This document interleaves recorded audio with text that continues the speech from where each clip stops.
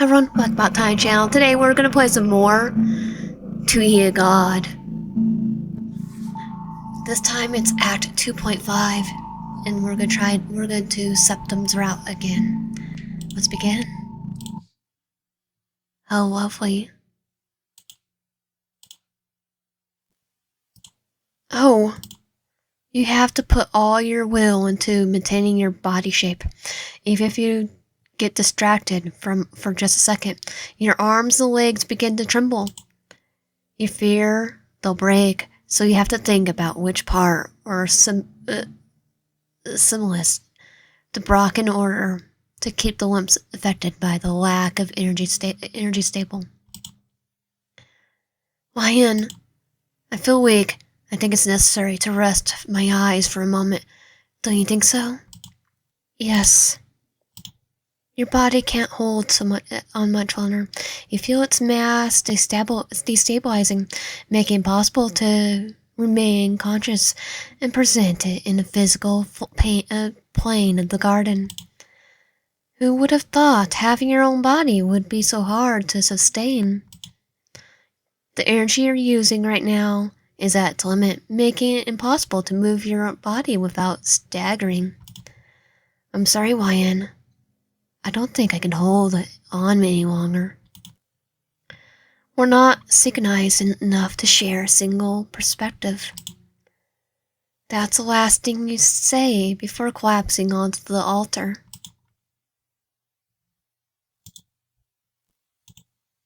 In the beginning, there was nothing, only darkness and destruction. Until Demiurge arrived, your father.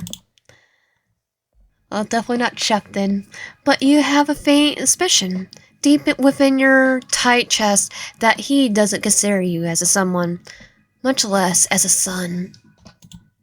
You're nothing. Nothing compared to his goal of continuing to create. Again and again, you recall the few, fleeting conversations you were honored to have with him. Some filled your soul with hope, a comforting warmth that wrapped around your entire being. And other times, the conversation left you with more worries than you needed. You never had true stability in your first days of consciousness. But even so, you still miss those silent moments between conversations. The look of pride he gave you whenever you did something right. A look that would instantly turn into words like, "You can do better.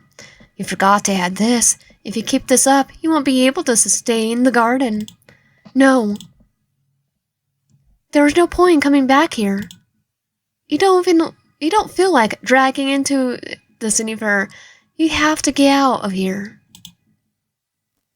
When you lift your head, you notice a path inviting you to follow it. To Raphael, so you take it. The moment your feet touch the path, the place disorients and shifts. The path is made of a strange mixture of sand and water. There's nothing else, so all you can do is walk. When you look behind you, the path fades away, leaving no trace of your steps. There's no ambient noise, not even the sound of your feet touching the water. Nothing to compare you, nothing to accompany you on your walk, and that gnaws at your soul. With each step, guilt grabs hold of you, clinging you back, then lets you go. But only after stealing a bit of your hope. It repeats this process until you left with a miserable drop of it. Noah has told you countless times, things will get ugly when they come, and they will eventually yet, and you order him to continue, to find humans to sedate the souls first for faith of any means necessary, so to let them live in agony. With every inhale of your mortal body, the thought that all the beings in your world only lose their sanity once the humans are gone steals your breath away. You know what's kind of weird is Septem created humans. Septem created humans. Would she actually hurt her own creations? Or, I mean, it's confirmed that I think that she does. But would she really? Noah has told you so many times that you can't keep using this method forever. Sooner or later, someone will come to put it into it. Be it Father's master, an outsider to the garden, or Father himself if they arrive. Noah has always been discreet, and he'll take the opportunity if he can. Noah says it's for the best. That's only solution is to race the world. Pray that the beings come and put into all of this. And we are the beings. But no, your very reason for being doesn't allow you to do that. You don't want to do that. When the garden is destroyed, not only means erasing everything you protect, but also every trace of Father in yourself. You still have time to come up with something, to devise a plan that would solve everything. So you focus on your mission, so not to fall into what Noah calls the cure for all your woes. Maybe if you alter the world, you can catch Father's attention to finally have a chance to speak with him and reach an agreement.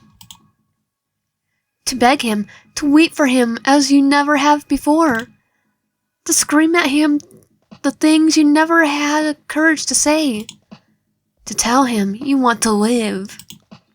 That this feeling isn't born from the reason that you were created. It was nothing to do with your rank or your purpose. No, you truly want to see the garden grow with him by your side. You want to perceive every single thing that exists here, the things you've never been able to because of your rank and your body.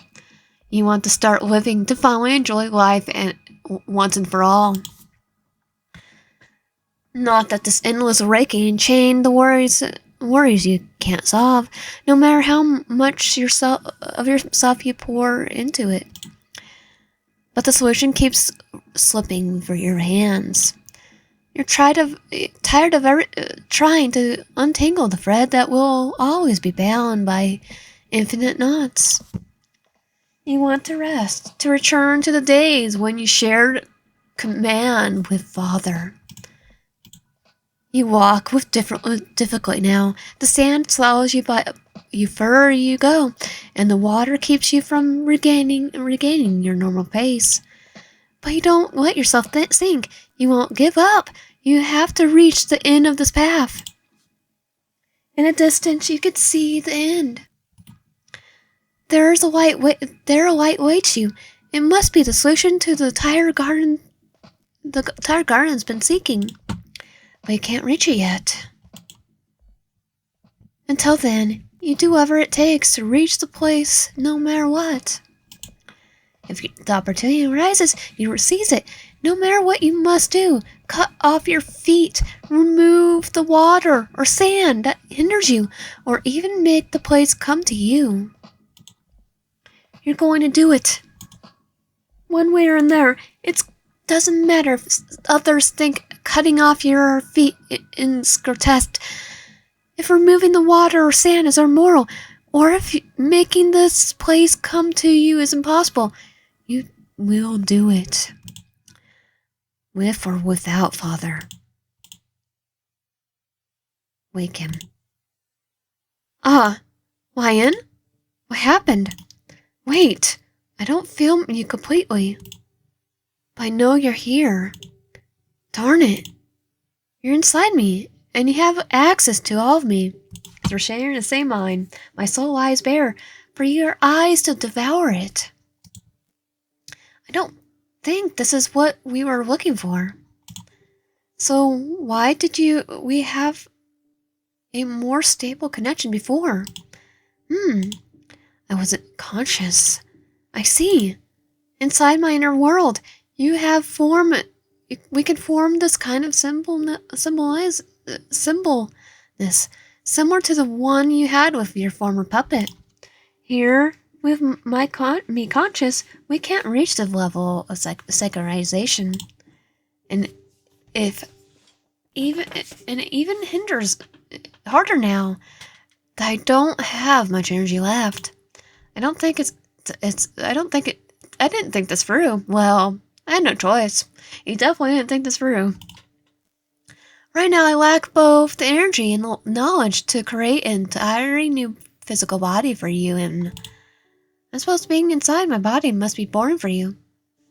No, I'm gonna have some very fun time with this. Since you stopped being you and became me, you begin to experience firsthand my perspective of this world. Now I'm this taller, I can reach the cereal box. My desires and thoughts. Darn. Okay, listen, we'll do something. I promise you more freedom in this world, so I'll give it to you. I have neither the means nor the knowledge to create a new body capable of holding you, but I can modify my own. I rise from the altar and look around. Raphael is on the floor, breathing. That's good, he's fine. There's no choice of the puppet. Could it be disintegrated? Most likely. I can't sense its presence within my domain. Okay, we have to ask, is he dead? I think so. No, Raphael, no. I'll worry about that later. Now I must move Raphael's body to a safe room. Raphael's body vanishes from the temple with the clap of your hands. He now rests unconscious in his bed, and there's nothing you do to wake him. Not without a heart fit for him. We'll see what we could do with Raphael later. First, I'll give you hands so you can interact with this place. I'll attempt it now. 2 should be enough, I suppose. I sigh and begin chanting words I've always known, but never dared to perform. I have respect for Father. This is one of his personal avocations. The avocation of emergency, of protection. I never thought I would ever use it. Until Nala raised Father's arm. I still remember seeing Father 7 days after I received Raphael's body. It was the first and last time I saw him that way. After that, he vanished. After Noah is like, here, you have a body now. I don't think Father wanted you to have a body. Definitely. I didn't even get the chance to say goodbye. He just handed me the candle and said he would punish Septem. Why? I didn't think the punishment would extend to everyone for so long. I underestimated him.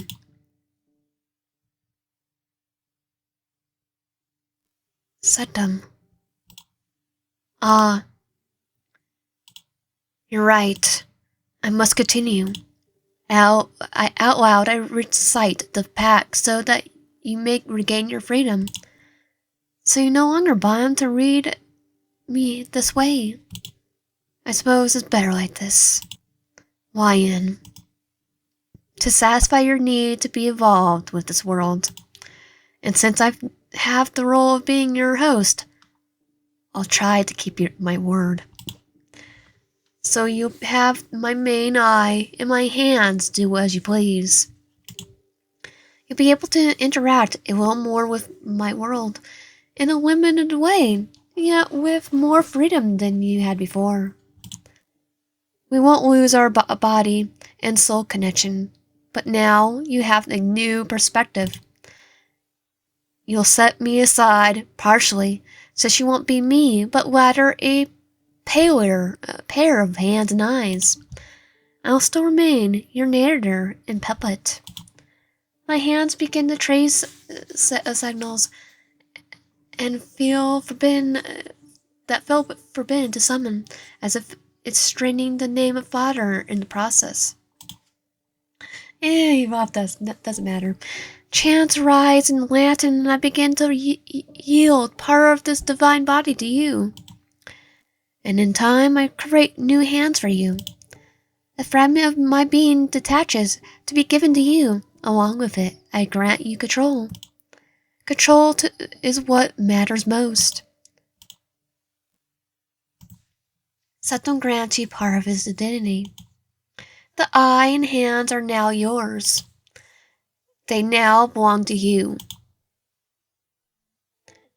Now you have a little piece of me you could control. Oh, I could see you. Is it kind of weird if we're in your body and now I can see you? I hope this pleases you, Lion. You still be able to feel me, but your point of view won't be mine. I suppose it's like a new puppet. Just a simpler one. Like our body experience. I hope I can make you a complete one later. You may try your new hands now. Okay. I think you can touch me now. Okay. Wait to stop. We can only touch the face. Okay, touch. His cheek is soft, very much like that of humans. It radiates warmth and feels smooth. You can't help but squeeze it a little more. Lion. Septem is angry, but he maintains his composure. He lets out a short sigh and looks at you, helpless. I don't want you to do that again. Your face. It looks so much like your puppets. It's beautiful. Yes, after all, it's Raphael's face. Not mine. Forget it. Septem averts his gaze, disappointed. He struggled to understand why he feels so strange. He reached and searched within him, but somehow Septem won't let you in. You don't give up. You try harder, and just when you think you're grasp his feelings enough to analyze them, they twist and slip away from your hands. But those few seconds are more than enough to understand. He isn't completely at peace with his body. Oh, I could do it. Oh, I could do more. The sensation is strange, like you touching your own eye. But there is intense warmth and spreads from that delicate contact. Septem looks uncomfortable. This is something beyond his control. You're touching him, really touching him. So you take the chance to gently stroke his eye before Septem forbids you to continue. Hey, I think you're getting a little too comfortable. Enough. Okay. Feather. Wings. You run your fingers over the feathers slowly and gently. Touching them has a calmer effect on Septem. The feathers further falter from the base are less sensitive than those closer to it. When your fingers brush those small feathers, Septem squirms, restless. You're enjoying this more than I thought. Be careful that I'm keeping my word and letting you test your hands right now. If it weren't for that, you wouldn't have the right to touch me. No one does. Are you sure about that? We might get the right. Okay, we're gonna stop now. Are you done? I won't give you another chance to do this. Yes, I want to finish. I think I already cooked everything anyway. Okay. Your hands stop moving, and within seconds, Septem takes control of them. He moves them side to side, flexing the fingers, opening and closing the fist, testing their functions. They're in good condition. It's very good first attempt. Surely Father would be proud. Anyway, this is a gift. I hope you appreciate it, Lion. A silence follows his words, and Septem feels like he's forgetting something. It doesn't take him long to remember what it was, and he asks you to come with him. It's time for lunch. He's unconsciously heading towards the kitchen. As he walks, he raises his hands to conjure the ingredients, but his low energy stops him, making him reconsider. What am I doing? He asks himself. Then he stops abruptly, looks at his feet, the counter, and then you. There's silence both inside and out of him. A short circuit within brings him back to his senses. He realizes the stupidity of what he's doing. Then its intangible burst of embarrassment occurs, one that only you and he could feel. He tastes shame bumbling in his stomach for a moment. His face doesn't show it. He can always taste it thanks to the connection you share. Now Septem can't hide his motions from you. Oh, we're in your body. We still have to eat, right? Or do we not have to eat? And that makes him feel even more humiliated and angry. But he won't give you the satisfaction of seeing it on his face. That would be like losing twice. With a heavy sigh, Septem straightens up and looks away from you. You sense how Septem doesn't know what to do. He no longer has a clear purpose for the day. He no longer needs to rest his body, nor prepare his strict plain meals. His routine no longer has a reason to exist. His body, though similar to his old one, in organs and skin, is self-stating. His heart beats thanks to divine energy, keeping the rest of his body running like a single engine. But there's no need to sustain it with rituals and routines that consume time and simulate the experience of having an immortal body. There's nothing left to do to pass hours with real purpose or mission anymore. Septem has never had an ideal time, and you feel anxiety begin to creep up from his feet. Screaming and demanding to do something. Septem doesn't know what to do. I think it's gain some air would help. Step outside for air. Thank you. You both head out of the garden. Oh, I like his wings are moving.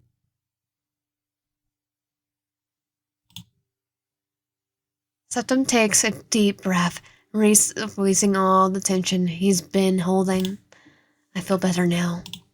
Do you want to go back to the temple? Wait! I like how it does look like his wings are moving. Septem takes a deep breath, releasing all the tension he has been holding. I feel better now. Do you want to go back to the temple? Yes. All right. 3 days pass, during which Septem dedicates himself to observing Raphael's body and getting used to your presence, to your eternal company, which doesn't leave him for a single moment, almost suffocating him with your presence. But now it doesn't feel as uncomfortable as before. Septem has already accepted your company. The room where Raphael lies is identical to all the others in Septem's temple, consisting of only what's necessary. Septem observes Raphael, who lies asleep with furrowed eyebrows. When you look at him, you can't detect his heartbeat, but he breathes without issue. How's he still alive? Wait, he actually is alive? Wait, they said he was dead. How's he still alive? I'm sustaining his body with my energy. He confesses without hesitation. So this is why Septem doesn't have enough energy to summon or create a body for you. Is his heart not working? He came to me with that problem. I have no idea how to create him a heart that's independent of my own being. Even though I made one for him when I left his body, it doesn't work. Septem sighs. I thought you hated her. ... There's a silence, the heavy, overwhelming kind, but nostalgic nevertheless. Septem starts walking towards the door. Raphael is a good writer. We used to communicate through a journal. I liked reading what he wrote for me each time he returned to his body. After every meal, I kind of miss doing that. There's a pause in his movement. He blinks in disbelief, realizing he's telling you things you didn't want even ask for. How strange it feels to speak so freely with you. That unsettles him a little. Septem. Septem raises his hand, a clear sign he doesn't want to hear your reply. But deep down, you sense that Septem is closing a door to keep himself from releasing the flood of emotions and worries inside. Trying to protect his ego. I owe you an apology. I don't want to make you bear my burdens, nor is it necessary for you to comfort me. I don't need it. He says it solemnly. Assist. I told you I don't need it. His voice shifts, turning rough and coarse. He's getting angry, but restraining himself. Well, I have to keep insisting. Assist. You don't understand. Or are you asking for it? I see you only understand for force. Septem takes one of your hands, using a force that shatters your bones. An intense pain bursts through your being. Are you hurting yourself too? Because you're technically we're in the same body. It's pain that origin you can't quite grasp, and phantom pain that seeps into everything you call your own. And it's just a sharp pain, one that Septem feels as well. And he's determined to continue. Then it's your eye, which is forced shut an instant. Come back when you learn to respect my word. You're not quite sure what happens next, but your connection with Septem is severed. Stop assisting. What do you want to do now? What do we do about Raphael? What do you want to do now? There's a moment of stillness while Septem ponders what you could do today. I think we could cook. To pass the time. Raphael won't wake up no matter how much we watch him. The problem lies in his heart. The kitchen is so spotless it feels unreal. Nothing is out of place, and it looks like a photograph. The space is just enough for one person. It's not designed to accommodate anyone else. Septem tells you that you'll make tartlets, a recipe written in the journal he shared with Raphael, but never wanted to make them before. He said it was for lack of time. You begin searching for the ingredients. Your hands move across the counters and drawers, looking for what Septem asked. It feels odd to do this manually, since you could simply summon everything with a clap. Maybe it's the lack of energy, or maybe Septem wants to experience the human simplicity of searching for things on his own. Though there also is a possibility he enjoys watching you struggle a little while looking for everything. Who knows? Once everything is ready, you begin preparing the tartlets. You mix, whisk, and separate the ingredients. It's all very pleasant. The moment feels warm. Watching Septem concentrated expression is priceless. You could almost imagine a day off with him as your companion, preparing treats for guests or just for the two of you. When it's time to decorate, Septem tops one of the two pieces of fruit. Topped one with 2 pieces of fruit. Only 2? Yes. I want you to decorate the rest. I've done all the work. I'm tired. He says that with a frown, but you're sure he doesn't mean it. Septem doesn't get tired anymore. And more than once, you caught him watching your hands move, fascinated. Go ahead, Wyan. Oh, I can decorate myself.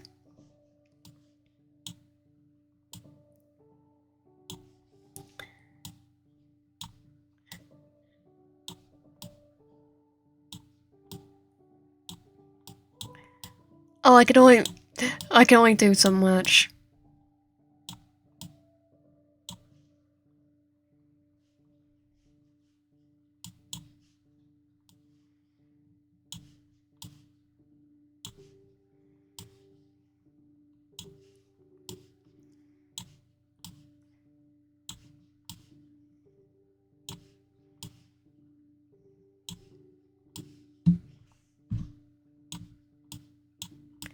So why is there only 4 of the blackberries, but like 5 of everything else?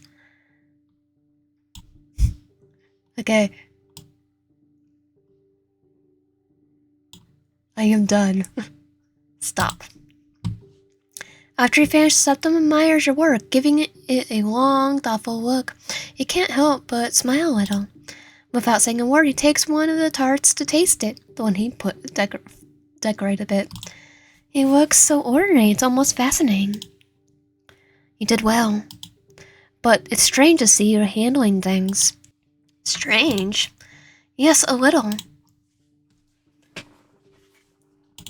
Septem's daily activities now amount to spending time with you out of obligation. But he's gotten used to it, even since he doesn't mind it, though he struggles to find logic in that. Acceptance is a slow, uneasy process for him. You're there at all times, accompanying him. Even the silence is pleasant thanks to your presence. Right now, you're in the garden, and Septem has been staring at the lake for a long time. Suddenly, something begins to descend from above. Spider. Hey, there's a spider on your screen. Find it and scare it away. It's a spider. Okay, click on the spider. You touch the spider, but before you can even brace yourself, you're teleported to another place. You get the faint sensation of falling, then it stops. Strange. You're grateful that it had not to have a body because you're sure you would have fallen to your knees. Angel? Huh? Hard drill. What am I doing here? The entity looks around, suspiciously, then at you. You.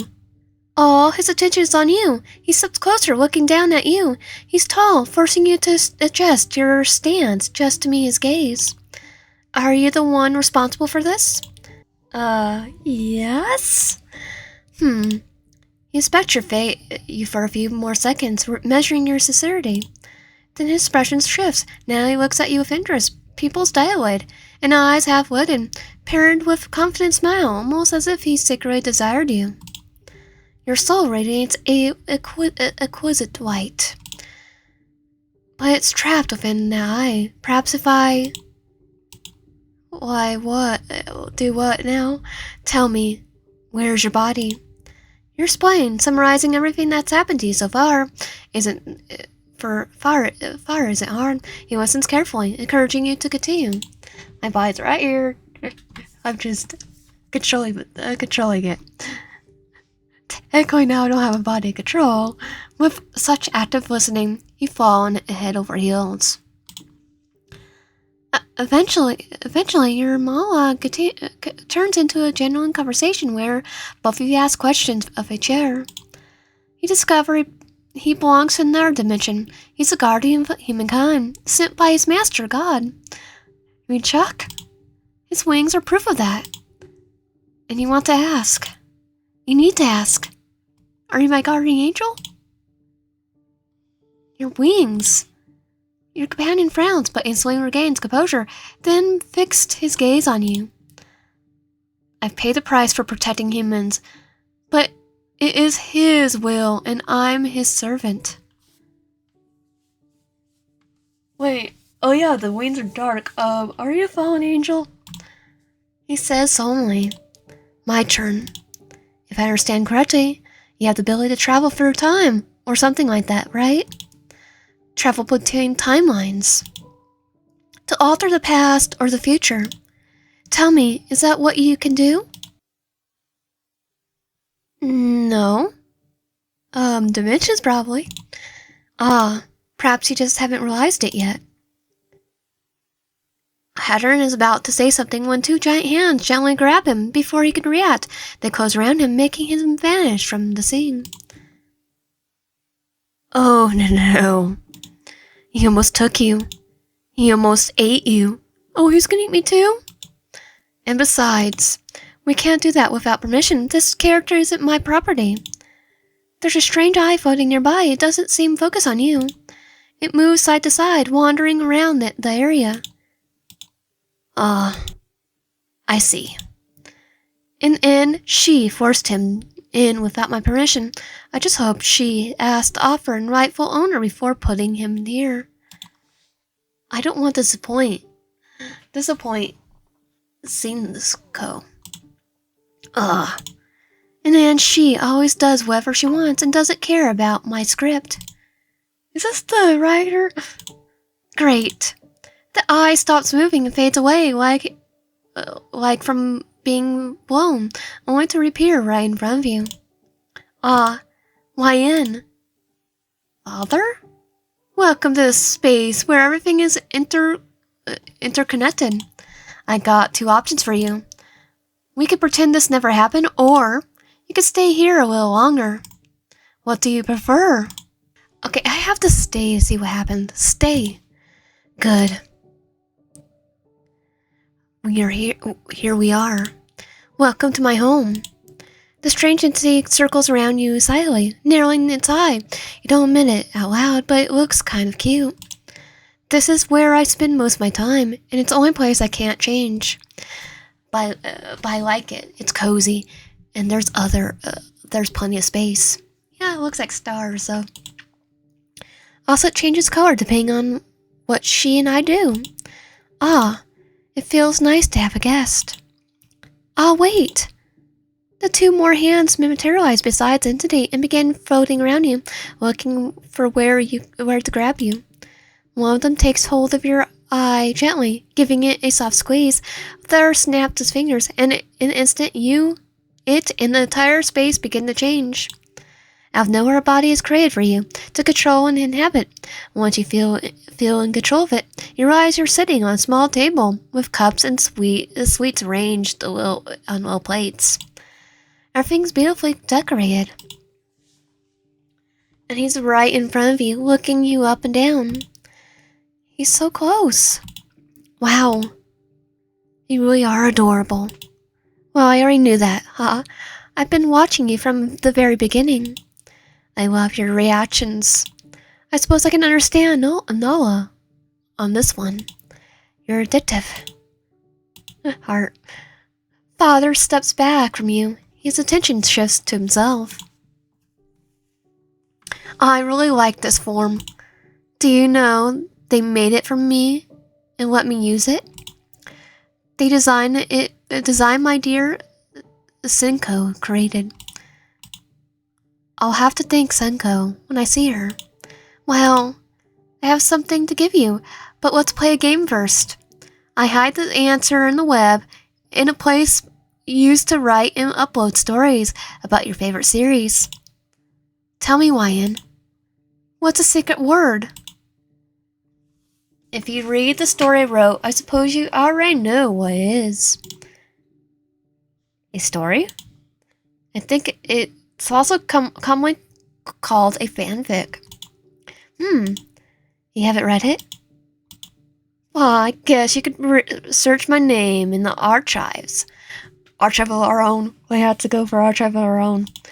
Or maybe you already know because it's leaked. Or she herself said it somewhere. Her and this big mouth of hers. Incredible. So what's the secret word? Okay, I found it. So, let's write it down real quick. Good. Here it is. With all my love. He places you a blue rose. It's beautiful. You were supposed to help me make this. We both did it as collaborators, Or who knows, maybe as lovers. Thank you. I'm so happy to know you liked it. I was thinking about spending some time together. Taking a break and just talking. But I'm running out of time. So I'll continue this date in the next act. Is Father to be our fourth love interest? Because I know there's a Raphael route coming in that tree. See you. You fall again, and during the fall, you stripped of your body that was lent to you. It seems it was only temporary. What a shame. For a second, your vision turns black. You see nothing, but that helps you remember what the heck you were doing before coming here. You were in the garden with Septem, when a spider changed your plans. What a butterfly effect. Huh. You look at Septem and feel it instantly. Something bothers him, something that's been galling at him ever since he gave you the hands and the eye. And that discomfort has only grown. But it isn't about your constant presence. It was something else. Is something wrong? Yes. I think I made a mistake. Now that I have you with me, I understand your puppet is a little better. But at the same time, I like you to exist outside of me, so you could have your own role. A bit more freedom, immersion. With me, you're bound to me at all times. You don't have a body of your own to represent you. At least with your puppet, it's easier to achieve that immersion. And at its purpose, no contents, no story behind it. Content. Something ready to be inhabited by you. But at the same time, it's clear fixations and desires. With clear ideas, emotions that aren't your own. Nothing objective. Septem hesitates, unsure whether to tell you what's really bothering him. And something about Noah. Ashamed he's inability to choose his words well, he tries to filter his concern. Even with a name you gave it one that might be yours, or rather one you made up. Is YN the name you use for yourself, or is it just a name that you gave the puppet, which has nothing to do with you? Both. Okay, no, it's technically the name I just used. Does he want to know your real name? Oh. That's a name that represents me. It's the puppet's name. Okay, I'm just gonna say it's the name that represents me. Good. So everyone gets to put their own name. I like to call you properly. Names are important here. And yours is no exception. Okay, I'll keep calling you YN. YN, I think we should take this to a new beginning. I want you as my companion. I think enough time has passed to decide whether you fit for the role or not. You've stayed this long after all. I've been thinking, I believe when you were connected to the puppet, I gave you the worst impression possible. Yeah, definitely love death. I apologize if I offended you, but you gave the wrong impression in Unum's route. And Noah's route. To me, the puppet was never mine. It was an object, not an entity of the garden I meant to protect. The puppet was a link between you and Noah. It was never to be my link, never to my liking. And seeing it there, with a face in that human scent, it was difficult to resist the temptation to break it. He feels Septem's flinch slightly as he recalls the scent and color of blood. Septem exhales, holding himself back from saying too much before curling his lips into a sideways smile. But now that thing is gone. Now it's just you and me. And I'll do anything that I can to give you a complete body. Not just the hands and eye. Septem glances at your hands for a moment and clutches his jaw. I want to show you something, but I need you to take it seriously. This place is not a game. Well, it technically is. Okay. Septem claps both hands scared and recites a few words in Latin. When the chant ends, both of you are transported to a pure place, stained only by your presence. Coming here always calms me, he says in the air, not expecting reply. Then Septem gestures with his hands. A spear, the size of a ball, begins to rise from the ground, levitating until it hovers before your eyes. Then there appears another until the 8 spears surrounded the space and you share with Septem. You may touch them if you wish. Okay, what's this? Here's Dune. She's always working, training her stars. There she is. Septem guides your hands with his, laying it towards Dune. You realize she's the largest 8-point star in the area. It's one of the few domains that hasn't shown any signs of trouble. Well, if weird Dolas are out, it was one of the first. All thanks to her. This one's quieter. It's one of the most beautiful domains. Twins, in the spear, there are 2 8-point stars. Quinkyu needs help. That's why Trina spends most of her time there. Every time I visit, I see him healing some animal. He's very sweet. Trina curse won't stop. There's only 1 star in this spear. It doesn't shine as brightly as others, and its pulse is low. It looks terrible.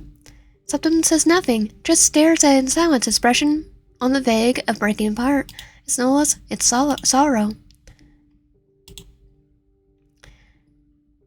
It's a dead domain. There's not much left of it. And Trina can't do anything until the garden heals. We talked, and after searching, Trina came to the conclusion that the curse itself self-inflicted. It will remain until she heals. What curse? Septem watches you in silence before answering.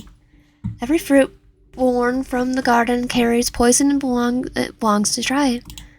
They can't be eaten unless you break their seal. You feel a bit sorrow from her situation. You assume she can't control her grief or anger, so her emotional state shapes her domain this way.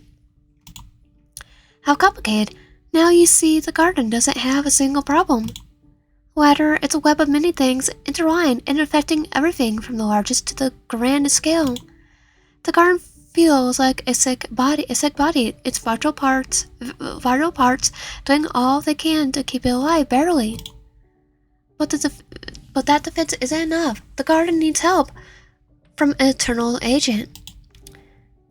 A medicine, a pill that grants it just enough of what they need to resume its function.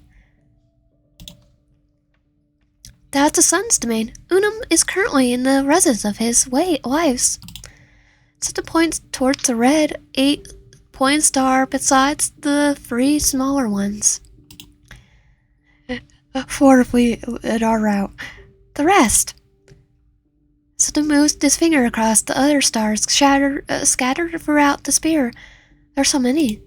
They are his subjects. And you. This is Septem's domain. If you look closely, there's no traces of subjects anywhere. Only your soul and Septem's exist within the space. This is us. Where's your puppet? He's not a subject. According to the maps. Okay, then why is there 2, one dot right here, just way in the side?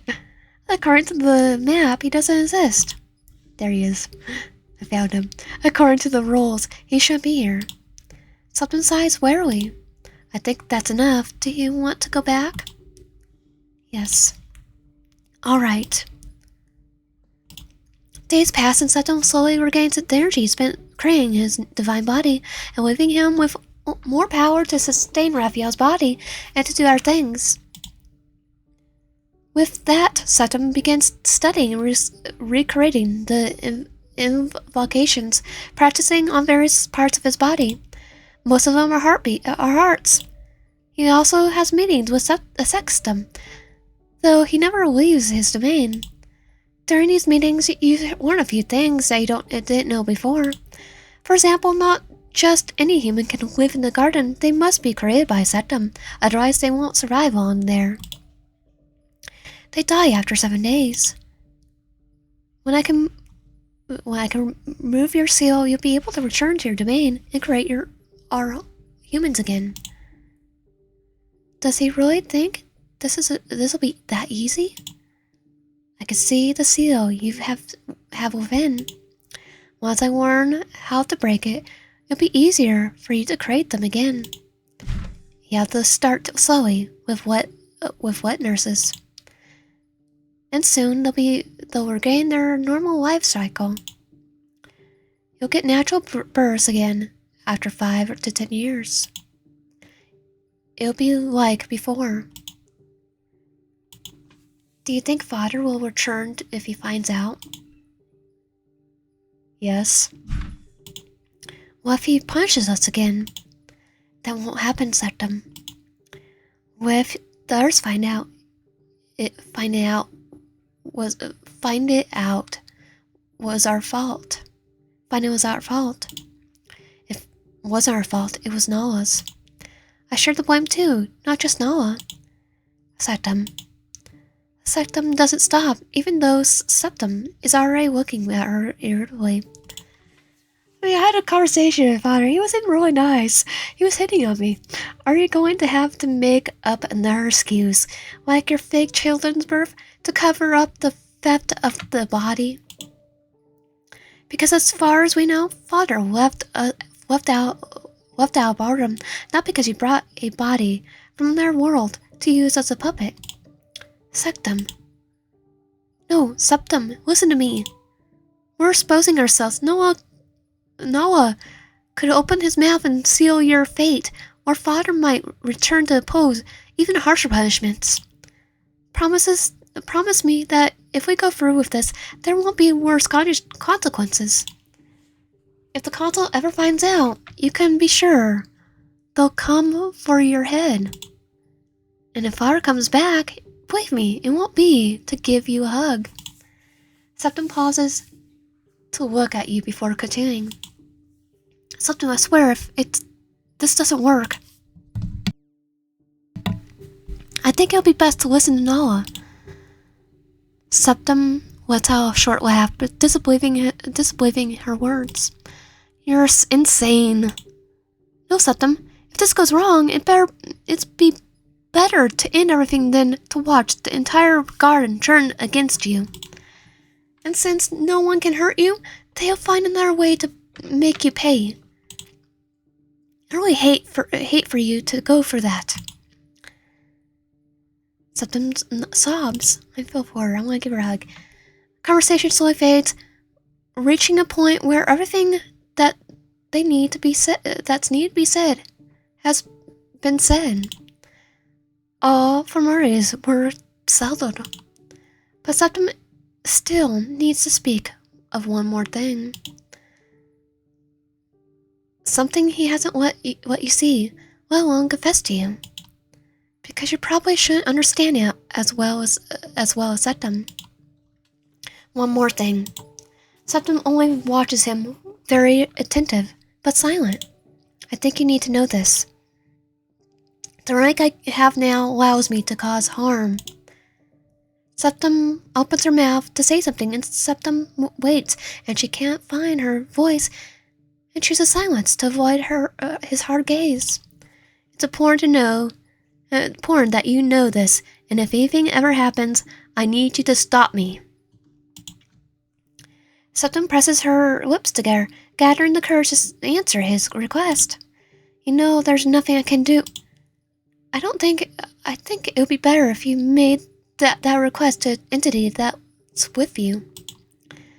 Silence falls. We can ask Noah. But Septem understands. I must go. I'll be waiting for your news. Without another word, Septem vanishes through the door. And just like that, you and Septem are left alone. You try to speak to Septem, but he asks for a moment alone. So you withdraw from the library. Some days you get bored, since Septem does nothing but read and search for ways to break the seals. Sometimes he reads aloud to you, but most of the time he asks for silence, insisting you deserve his process.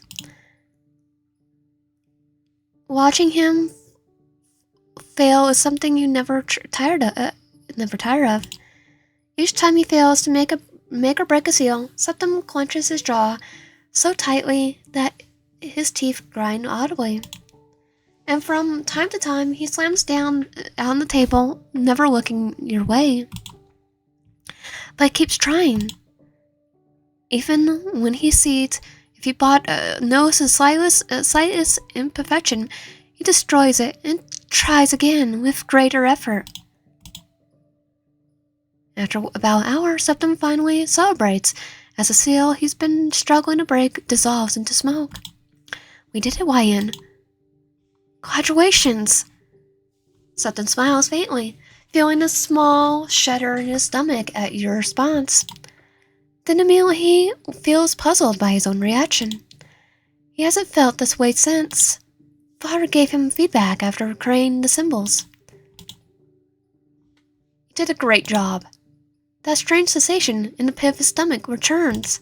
I hope you're not saying that mockingly. Septem turns his gaze back to the table. After a brief moment of thought, he sighs. We can begin the restoration, he says in almost disbelief, breathless. Good. He inhales slowly before revealing what he's been thinking. When we are meeting tonight with the council and the symbols. The council? The council are the ones who assist their prospective symbols and decision-making. They'll only invite the heads of each domain. Septem stares at you, debating whether to keep talking or stay silent. I have something to give you after the meeting. I think you deserve it. His confession is very serious, as if it were a secret. Yet deep within, you could sense a flicker of excitement. What will I get? Are you talking about a reward? Well, you're gonna say you're gonna give us something. Ha! Do you really think you deserve one? No? Yes. He definitely says, taking your left hand as he strokes it. He nails brush against your skin, dangerously close to sinking in. You deserve a reward. You've done everything I asked of you so far. He's like, good doggy, good doggy. His body wings into your field of view, blocking everything but him. I think giving you a body would be a good reward, don't you think? Septem passes the time in the library reading to you. This time is children's stories written by Septem. Before the beginning, he explains that when humans still existed in the garden, Septem used to mingle among them to find inspiration for her writing. She was a writer too, and how he used to watch her from his domain back when he still lacked a physical body. He walked around as he reads, a faint smile lighting his features, giving him almost infernal air. His main eyes were fixed on the page, with others still fitful glance at you now and then, just to make sure you're still there. It's kind of both of them, all of them look like they're looking at us. Septem's voice, when reading out loud, is sweet, extremely sweet, and warm. It conveys the emotion of each story so perfectly. It is as if he read them all before. He takes the right pauses and uses the perfect tone for each character. I still have trouble with that. Especially when you go, Read it and then all of a sudden it's like a calm tone and you're yelling, or it was a loud tone and you're being calm, never stumbling on something, sounding surprised by the events unfolding. At the hour of the making, as the hour of the meeting draws near, Septem's face begins to change, his main eyes narrowing, his mind drifting towards what's to come. He should be getting ready by now. But he prefers to finish at least one last story. There comes a point when his voice stops reading the words on the page, his eyes close completely as he senses the first pair of guests entering his domain. His central expression fades, his lips twisting to one side. Septem snaps the book shut and clicks his tongue. He stands and sets the storybook aside on his desk next to the papers he used to break the seal. That is all. Both you and Septem can sense more entities within the domain. It's time. The cancel and the symbols are already arrived, waiting for Septem to appear so the domain can begin. They're going to ask what happened to my body sooner or later. Then he looked at you, his expression turning exacerbated. They'll ask about you and why you're like this. How I hate them. With a final sigh, Septem fixed his hair and with a single gesture teleports you both to the meeting hall. Countless eyes fall upon you both. Good evening to everyone present. I appreciate your attendance. Septem steps forward. The silence in the room is absolute and heavy. Okay, there's Unum.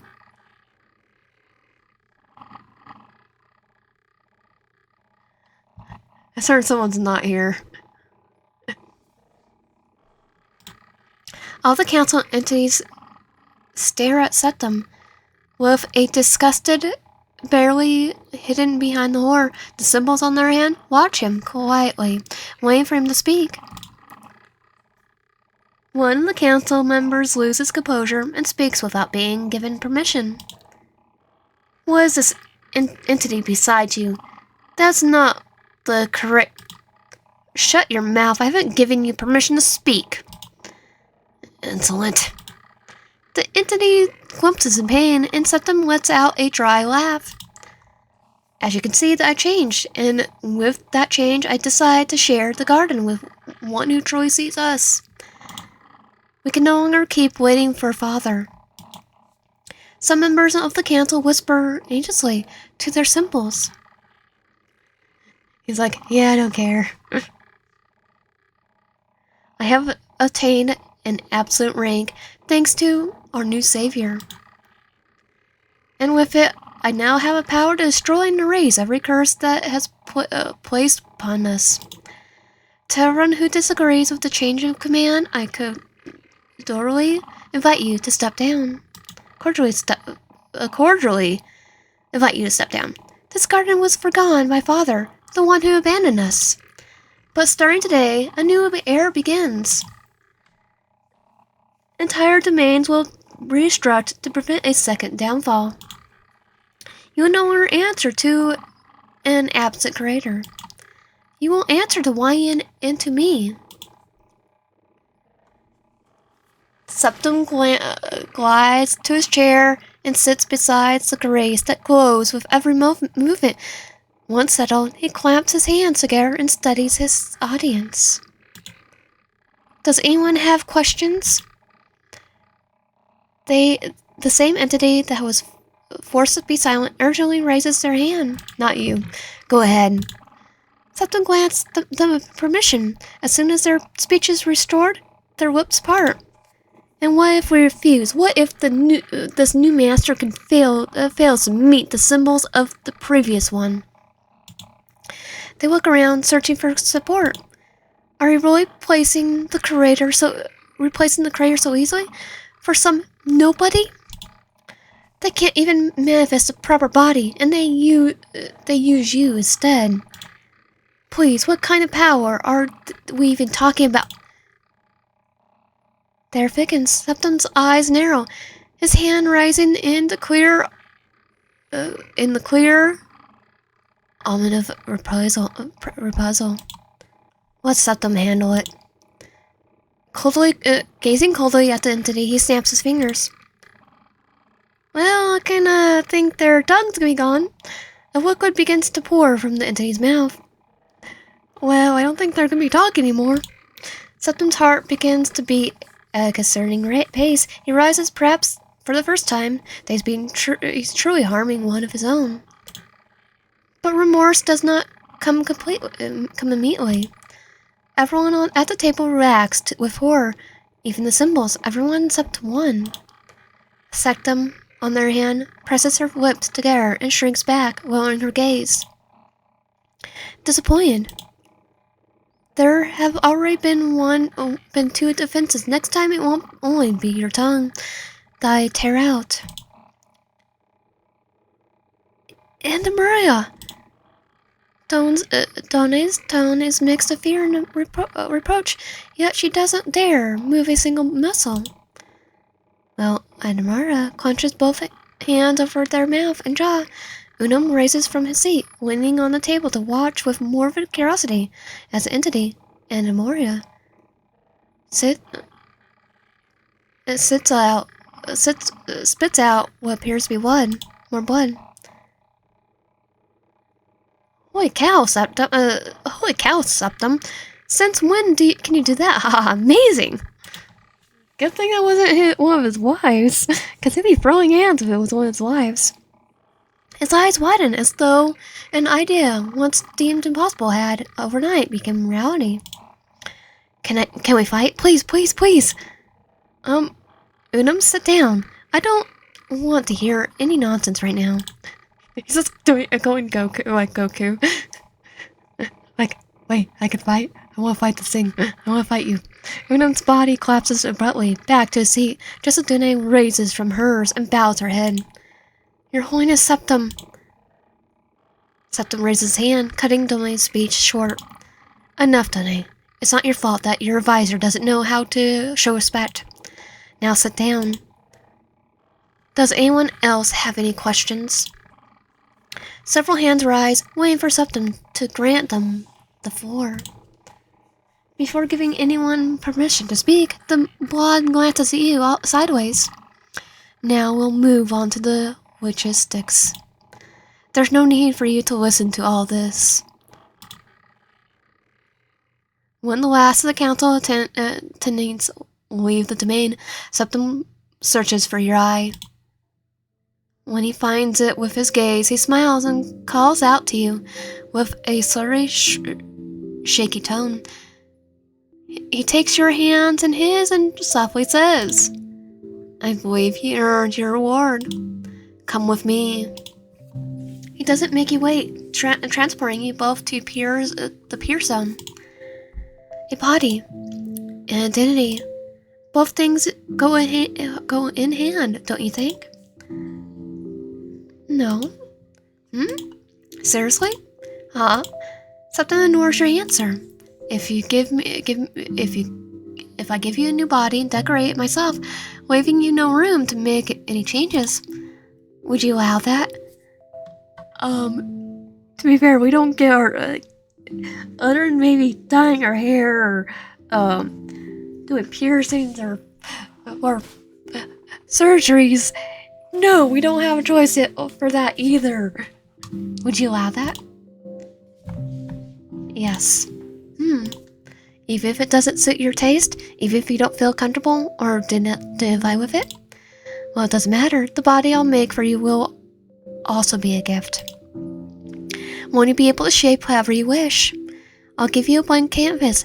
You shape it to your liking, my dear little creator. Septem takes a piece that occupies you in the palm of his hands. With slow, delicate motions, he carefully fuses them together. You lose sight for a few seconds, but your other senses multiply and dance together, coordinated down to the smallest detail. Sounds intertwine with the heat and chill of the space where you now are. The sensation of being existing is comfortable, not covering, and it grows stronger with each passing second. First your legs, then your arms, followed by the head. You branch into a humanoid form without restriction. It's unhurried creation, with Septem guiding you by the hand. He guides you.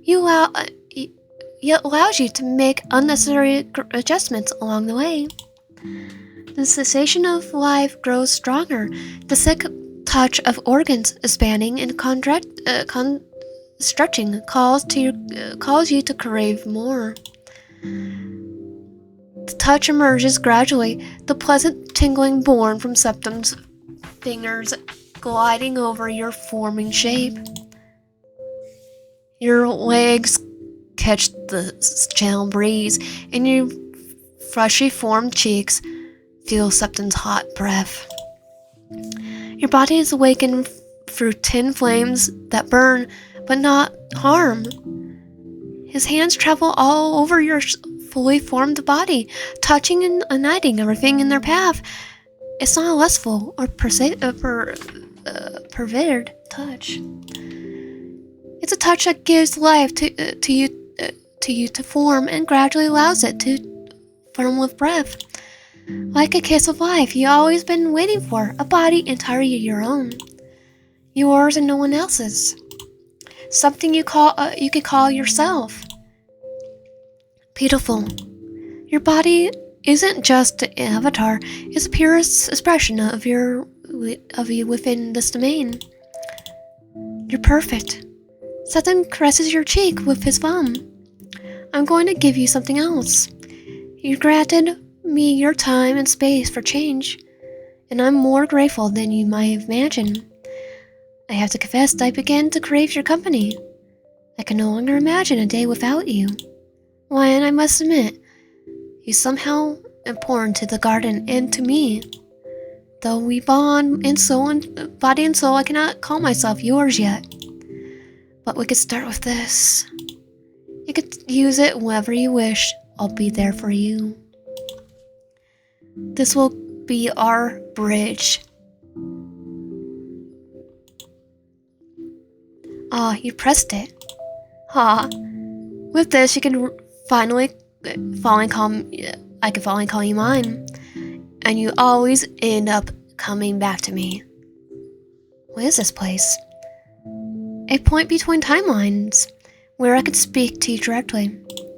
No matter where you are, I told you before. You can use it whenever you need to. Now we can travel for time. I think that angel or fallen angel was right. Septem's eyes closes for a moment. Alright, it's time to go back. No matter where you are, you'll always be able to reach out to my soul. And I will find you. My gift should be on your left. See if you can find it, and use it. You and Septem spend the day resting outside the temple. Tomorrow will be the day Septem's seal is broken. Tomorrow will be busy, but not today. Today, Septem will rest beside you. This feels good.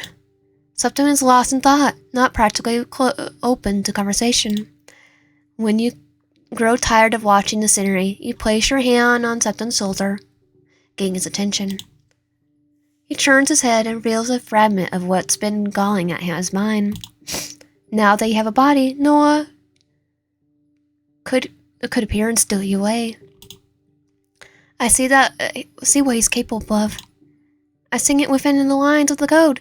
I don't have access to all of it, but I do have access to what you already played.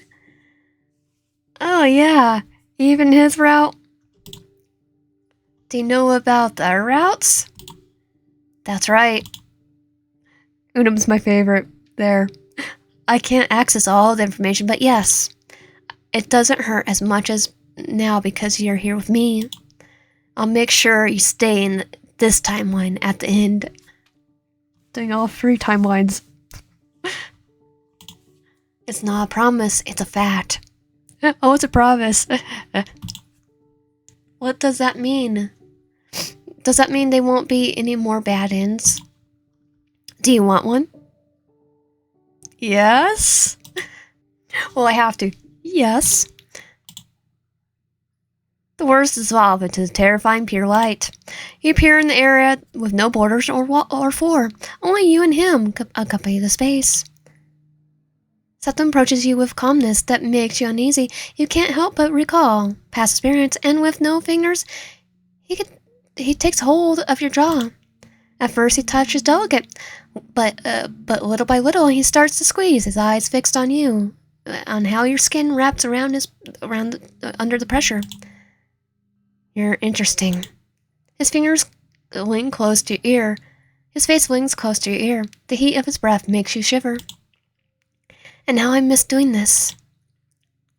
For a moment, you think he's going to kiss your neck, but his hands clamp down and lift you heavily instead. You hang spinning, his fingers pressing right where the air should pass, but now it can't. He watches you as you choke. He smiles wide, his eyes full of euphoria. I think giving you nerve endings in a divine body, pretending to be mortal, was my best idea. Don't you agree? Your body trembles. A muffled moan escapes your lips, making Septem let out a low, drawn-out laugh. His other hand slides down your thigh, gripping it tightly. His nails sinking in and tearing through any skin they find. I think I've grown bored of playing with your hands. What if I try a leg instead? I could tear it off or break it. There would be so much blood. Suddenly, he lets you go. You collapse onto your back. You cough and gasp for air, trying to steady yourself, but he's already on you again. Did you know there's artery in your thigh called a femoral? If I cut it, you bleed to death in minutes. Yeah, don't do that. But you won't die immediately. His voice softens. I could cut it and watch as it happens, or he raises a hand without touching it, brings it close to his chest. I could simply take your heart and taste it right here. I think that's what he's gonna do. His hands don't even touch you, yet you feel it. His fingers sliding through your ribs, curling around your lungs to find your heart. It would be more intimate that way, don't you think? Septem stops right there. He watches you closely, as if waiting for you to cry or beg. As if longing to hear you say no, because then he can no longer mock you, call you a coward. His smile curves sweetly. Will you give me your heart after all? I'm the one who built it. It belongs to me. Yes. So it doesn't rush. His fingers pierce through your chest, breaking skin and bone. Ribs partly effortlessly to let his hands through. The pain comes quickly, but what you feel most is a pressure, strong and immersive, borderline unpleasurable. We just like how he's just taking your heart. He doesn't. His eyes don't leave yours for a second. Your heart is beating so fast. Your heart is beating so fast. Is it because of me? It's still pumping? He pulls it out slowly, still beating, his gaze on it in fascination before bringing it to his lips. He gives it a gentle kiss, trust, as if it were something scarce, then licks it and bites it. Unassumed of the miss, and unbarred by how grotesque it looked. And just as you're about to leave this world, Septem leans in and kisses you too on the lips. A soft, innocent touch. And you wake up. Everything is as before. Your body intact, your heart breaking back where it belongs. But Septem looks different. Ecstatic. Eventually, Septem tells you that you should rest. After all, your body still carries mortal needs. Eating, drinking, sleeping, you still need all that All of it. The only difference is you cannot die. Tomorrow I'll wake you up so you can begin our task. I'll introduce you to the entire garden as a new master and ruler of these lands. Our savior. End of Act 2.5. In development, you have to wait a bit to find out how it ends. And that was Septem's route for 2.5 route to eat a god. If you like my content, please consider subscribing, liking the video, and consider subscribing, liking the video, and commenting down below. And I'll see you guys next time.